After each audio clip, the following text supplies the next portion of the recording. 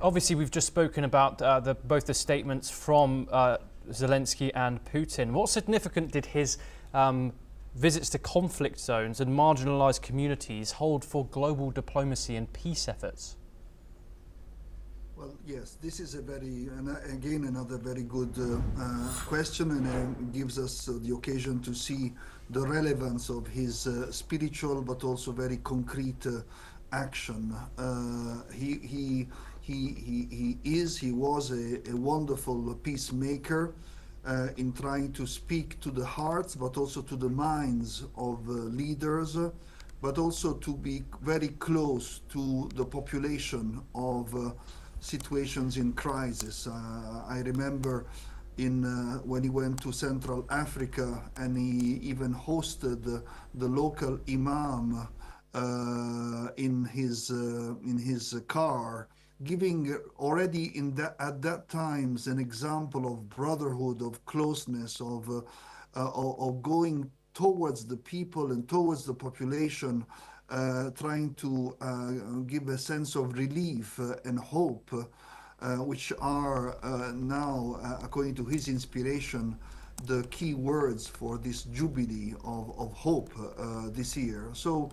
So yes, and the same could be at an international level, but also for the West or for the Middle East.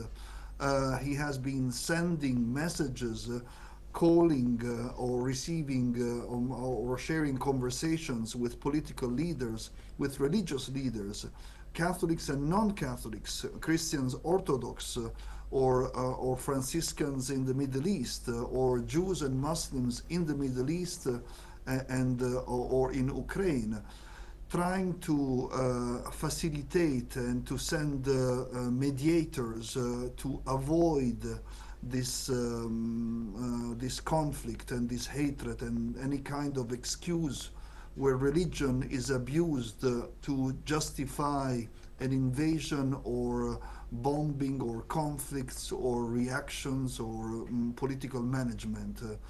I think that he has lived in very complicated historical moments, and he has provided a consistent example of a religious leadership trying to really bring peace, but not only in terms of words, really giving examples, providing concrete ambassadors to help this process.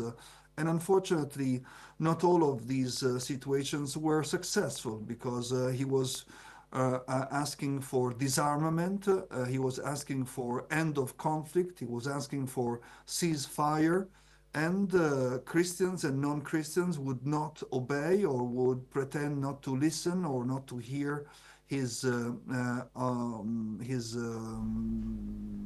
message.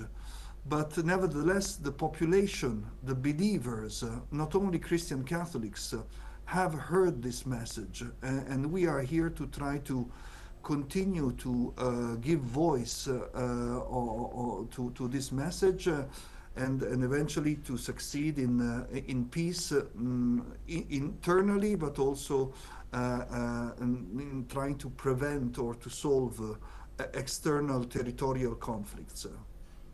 Yes. We now move on to some more news. Please stay with us for further discussion. Pope Francis was a benevolent leader who always resided in his disciples' hearts. Let's take a look at some of his last words.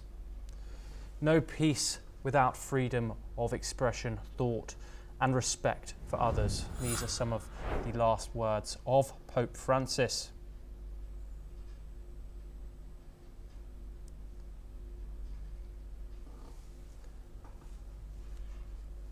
Death and destruction creates a deplorable humanitarian situation.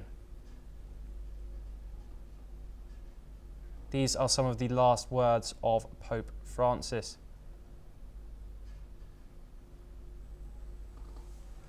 When talking about the Gaza situation, he obviously was an advocate for humanitarian causes. He says, call a ceasefire and release the hostages, aiming to get the both of the best out of the both situations from both sides. Pursue efforts aimed at achieving a just and lasting peace. May the risen Christ grant Ukraine, devastated by war, his earlier gift of peace. Those are some more words.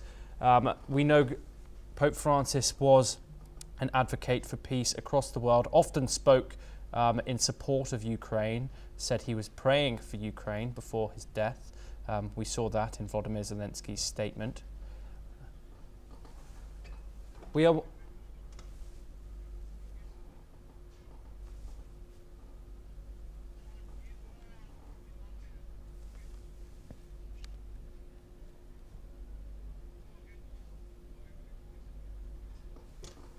once again joined by Dr. Anthony